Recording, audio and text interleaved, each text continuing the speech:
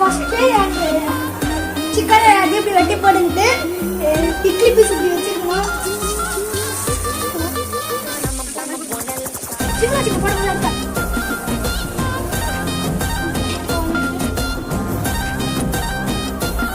Chicken piece போட்டாங்க.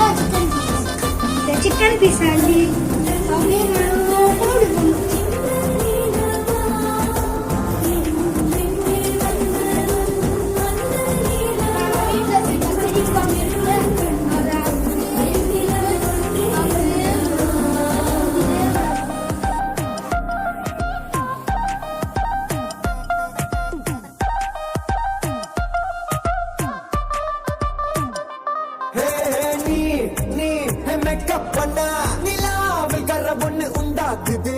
கண்ணாடி நீ தாண்டி உடலிறனா